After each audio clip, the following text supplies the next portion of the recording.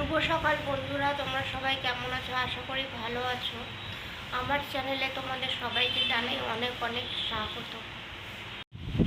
সকালে চা খাচ্ছি এখন, সকালে রুটি আর তরকারি খাচ্ছি এখন। আজকে ফুলকপি আর আলু দিয়ে তরকারি করছি। এটাই আমার বিয়ের শেষ সম্বল ছিল, এটাও আজকে বাধ্য হয়ে দিয়ে দিতে হচ্ছে, করার কিচ্ছু নেই। আমরা এখনই বাজার থেকে আসলাম। যে জিনিসটা দেখালাম ওটা আমার বিয়ের শেষ সম্বল ছিল, বিক্রি করতে বাধ্য হলাম। কারণ যেই মানুষটা আমার জন্য এতদিন ধরে করছে, তার সমস্ত সঞ্চয় দিয়ে দিয়েছে, আজকে তার বিপদের দিনে আমি যদি এটুকু না করি তাহলে আমি কি আর মানুষ হলাম? তাহলে আমি যদি এটুকু না করি তাহলে তো আমিও অমানুষই হয়ে গেলাম। সেই কারণে বিক্রি করলাম।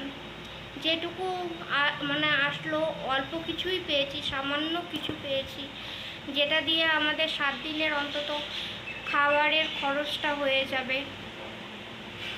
ও বলেছিল, সূর্য বলেছিল বিক্রি করতে না, ও অনেকটাই জোগাড় করে ফেলেছে। চেনা পরিচিত যারা ছিল তারাও আমাদের সাহায্য পাঠিয়েছে। তবুও আমার মন বলছিল যে আমি একটা কিছু করি, আমি তো নিজে কোনো রোজগার করতে পারি না। তাই এটাই ছিল শেষ সম্বল, এটাই বিক্রি করে দিলাম ওর আপত্তি থাকা সত্ত্বেও। কারণ দেখো, এখন বিপদের দিন একদিন ঠিকই কেটে যাবে, তখন ও হয়তো আমাকে জিনিস ঘুরিয়েও দিতে পারবে। আজকে বিপদের দিনে আমি যদি পাশে না দাঁড়াই তাহলে একটা খুবই খারাপ দেখায় বিষয়টা। সেই কারণেই বিক্রি করতে বাধ্য হলাম। আর আমার ট্রিটমেন্টটা যেহেতু এখন টাকা দিয়ে করছি, সেই জন্য প্রচুর খরচ হচ্ছে। আর সম্পূর্ণটাই সবাই মিলে সাহায্য করছে, বাড়ির লোক না, আমার বাড়ির লোক তো নাই, ওর বাড়ির লোক কিছু টাকা সাহায্য পাঠায়। আর আমাদের চেনা পরিচিত যারা আছে তারা আমাদের সাহায্য করেছে, সেটা দিয়েই বর্তমানে ট্রিটমেন্টটা চলছে আমার। আর ঘর ভাড়া অর্ধেক দিতে পেরেছি, অর্ধেক দিতে পারিনি। বললাম যে এরকম সমস্যার মধ্যে পড়েছি, তো এই দিদি খুবই ভালো। এই হচ্ছে বর্তমান পরিস্থিতি।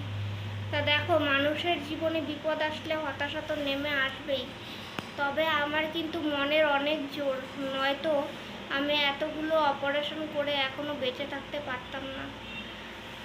অনেকবার আমি অপারেশন থিয়েটারে গিয়েছি, প্রত্যেকবার ভেবেছি যে আমি বেঁচে আসবো, হ্যাঁ বেঁচে এসেছি। কিন্তু এই 5টা বছর ধরে ডায়ালাইসিস করতে করতে আমি ক্লান্ত হয়ে পড়ছি।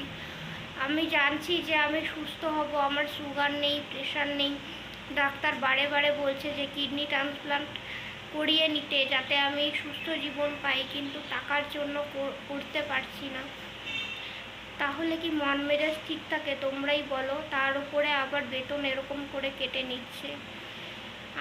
আমরা যে কী চাপের মধ্যে আছি সেটা শুধু আমরা একমাত্র বুঝতে পারছি। তাই বলবো, দয়া করে কেউ খারাপ কমেন্ট করো না, যাতে আমার মনোবলটা ভেঙে যায়। তোমাদের এই কমেন্ট করে আমি অনেক সাহস পাই।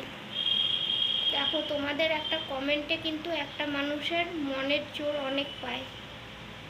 সেখানে যদি 2-1জন মানুষ খারাপ কমেন্ট করে তাহলে বুঝতেই পারছো যে মনটা ভেঙে যায়।